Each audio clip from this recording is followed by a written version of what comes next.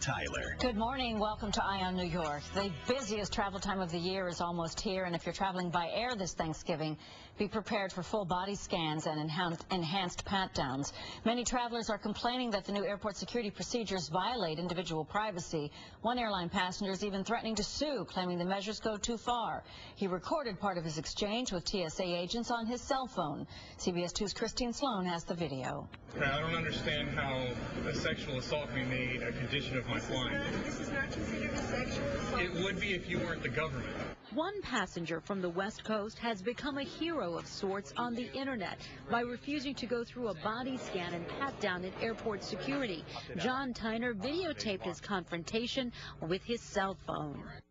Travelers flying out of airports like Newark now go through full body scanners. Don't they go down to the bone? And a small percentage, according to the Transportation Security Administration, will be subjected to a pat-down. The American Civil Liberties Union opposes the new body scanners because attorneys say it's almost like showing someone naked. I don't think anyone feels safer at the prospect of going through one of these machines. The ACLU teamed up with New Jersey lawmakers to push through a resolution that calls on the U.S. Congress to end full body scans and pat-downs. When you go to the airport, contrary to what TSA supervisors are saying, when you buy an airline ticket, you do not give up your constitutional rights. The TSA says both scanners and pat-downs are necessary to detect hidden explosives like the one we saw in the failed terrorist attack last Christmas. A TSA spokesperson also says, quote, pat-downs are conducted by same-gender officers, and all passengers have the right to request private screening at any point during the screening process. It's a thorough search. It's one what we would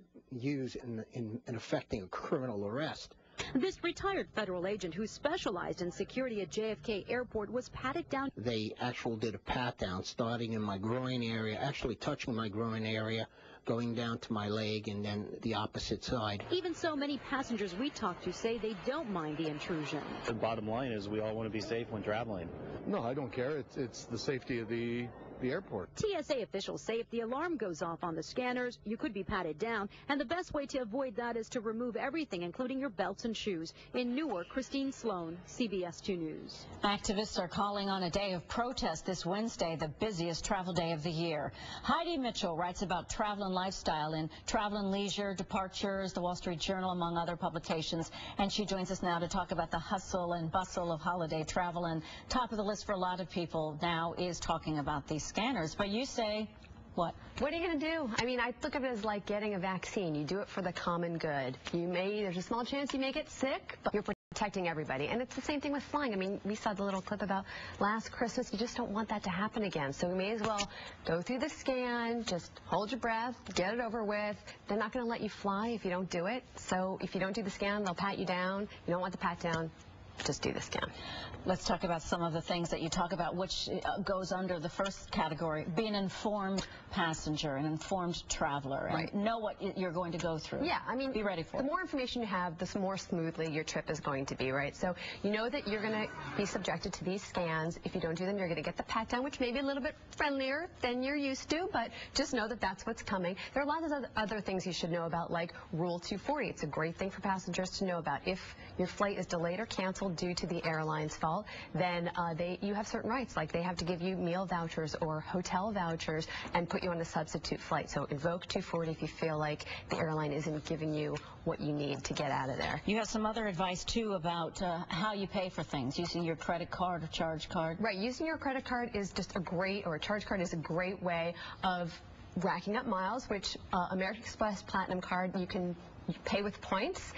In fact, in August, I took my entire family to Skull, and it would have cost about $12,000, but we paid with points, and it was totally free. Wow. Plus, they have a new deal that's you get $200 annually starting December 1st that can go towards airline incidentals like paying for your checked baggage or an in-flight meal or a flight change fee. So there's lots of ways that your credit card can help. Also, it covers lots of the insurance on renting a car, so you don't have to be upsold all the time. Yeah, you know. Sometimes the clerk is like, try this, try that. Yeah. Wait, my credit card's already handling that. Exactly. Your charge card, your Amex card is covering a lot of that. So read the fine print. Now, some people might have already made their Thanksgiving plans, but thinking ahead to Christmas, you advise to take the first flight out. It can be painful, right, to wake up that early, but if you take the first flight out, there's less traffic on the road, there's less crowding at the airports, there are fewer people in line waiting to go through security, so it'll just be swifter. And if your flight is delayed, which it most likely won't be since they reset the day, first flight, if it is, you can get on a later flight and still probably get to your destination that day. So I love it. My kids don't even mind being woken up at the crack of dawn if they know they're going to be in Mexico, you know, before lunch. Yeah. They're still kind of in that jammy mode. Right. Just throw them in the car. Checking bags, because there's a kind of, you can go either way on that, but you advise check your bags as soon as you hit the curb. I know it sounds counterintuitive, but I say just get rid of it. You know, Amex will cover your fee, or you pay the $25 fee, and you just get rid of it right at the curbside if you can. And then you know if your bag is on that plane, you are on that plane. Your bag cannot fly without you. So if you get sucked into some amazing football game at the bar, they're going to page you and they're going to say, you know, come back to your gate and get on that plane. Otherwise, they have to take your bag, find your bag, and get it off the plane. It's a hassle. Check it, and then if you're racing between gates, you don't have to worry about it. What about the carry-on bag?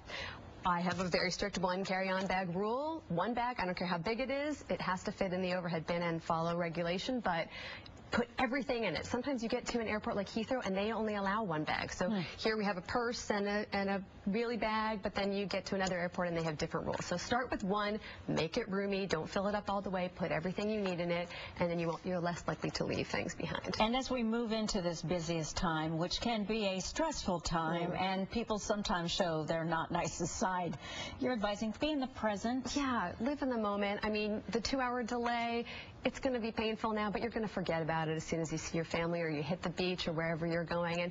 And you can use your $20 Amex credit that they give you at the local airports here in New York for Dunkin' Donuts and Brookstone and Hudson News. So kind of treat yourself, or just enjoy your time with your kids, you know, or yourself, or how often do you get to unplug and hang out for a couple of hours? So it's not easy, though, always, Heidi. You know, sometimes you're like, oh, this didn't work out.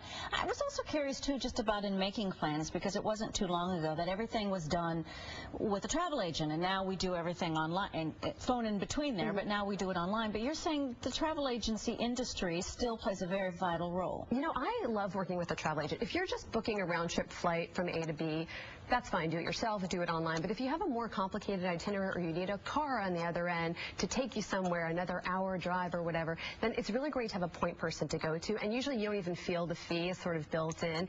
And if you have a complicated trip, it's just so much easier. You're going to like that nice trip. Exactly. Thank you so much. Thanks so much, Tina. Heidi.